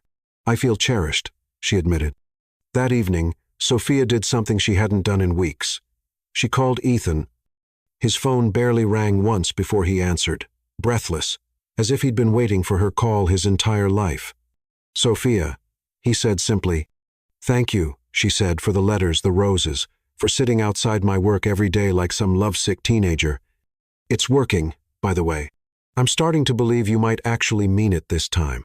I mean every word, he said, his voice rough with emotion. Every letter, every rose, every day I sit on that bench hoping you'll look out the window and smile. It's all real, Sophia. This is me fighting for us. I know, she whispered. I'm starting to know. The breakthrough came 6 weeks after her midnight challenge, at the Brooklyn Community Center's annual fundraising gala, an event Sophia had been planning for months. She'd thrown herself into the work, determined to make it a success despite her emotional turmoil. The evening was everything she'd hoped for, and more. The center's main hall had been transformed with twinkling lights and flowing fabric. books incorporated into the decorations as if knowledge itself was being celebrated. Local authors read excerpts from their work. Literacy students shared their success stories. And the community came together to support something that truly mattered. Sophia moved through the crowd in a stunning midnight blue gown, accepting congratulations on the event's success, but part of her attention was always scanning the room. She hadn't invited Ethan, but she knew he'd purchased a table, one of the largest sponsorships of the evening. That the Sophia Hart Literacy Foundation had contributed significantly to the fundraiser's success, though his name appeared nowhere in the program. She found him standing alone on the center's small balcony, looking out over the Brooklyn Bridge as it sparkled in the distance. He wore a perfectly tailored black tuxedo, but somehow he looked different, more relaxed, more genuine than she'd ever seen him at formal events. "Hiding from the party?" she asked, stepping out onto the balcony beside him. Ethan turned, and when he saw her, his breath caught audibly. "You look absolutely breathtaking," he said simply, without the practiced charm she remembered from their marriage. "But then, you always do." "Thank you for the sponsorships," she said. "The foundation's contribution made this evening possible." "The foundation is yours, Sophia. You don't need to thank me for what's already yours." Ethan moved closer, close enough that she could smell his cologne mixed with the cool night air. "How are you feeling about tonight?" "About everything?" Sophia looked out over the city they both loved, the bridges and lights and endless possibilities stretching before them. "I feel like myself again," she said honestly. "For the first time in years, I feel like I know who I am and what I want to." "And what do you want to?" Sophia turned to face him fully, seeing all the love and hope and patient devotion in his brown eyes. This man had spent 2 months proving his worth to her, not with expensive gifts or grand gestures, but with consistency, honesty, and the kind of quiet determination that spoke to something deep in her soul. "I want to dance," she said, extending her hand to him. Ethan took her hand with the reverence of a man receiving a sacred gift and led her back into the gala, where soft music was playing for the few couples who'd chosen to dance rather than mingle. But instead of joining them on the makeshift dance floor, he led her to a quiet corner where they could move together without an audience. As they swayed to the gentle music, Sophia felt something finally settle into place in her chest. This was what love was supposed to feel like. Not the desperate need to change someone or be changed by them, but to the simple joy of being seen, understood, and cherished exactly as you are. "I have something to ask you," Ethan said softly, his voice barely audible over the music. "I know," Sophia replied, because she could see it in his eyes, could feel it in the way he held her, like something precious and irreplaceable. "Will you marry me again?" he asked, producing a simple, elegant ring from his pocket, not the massive diamond he'd given her the first time, but something classic and timeless that spoke of partnership rather than possession. "Not the people we were before, but to the people we've become. Will you build a life with me based on who we really are, not who we think we should be?" Sophia looked down at the ring, then up into the face of the man who'd broken her heart and spent 2 months putting it back together again. She saw his sincerity, his growth, his absolute devotion to becoming worthy of her love. "Yes," she whispered, and watched joy transform his features like sunrise. "Yes, Ethan, I'll marry you again." As he slipped the ring onto her finger, Sophia felt the last of her walls crumble completely. They kissed there on the edge of the dance floor, surrounded by books and learning and hope for the future. And for the first time in years, Sophia knew with absolute certainty that she was exactly where she belonged. The second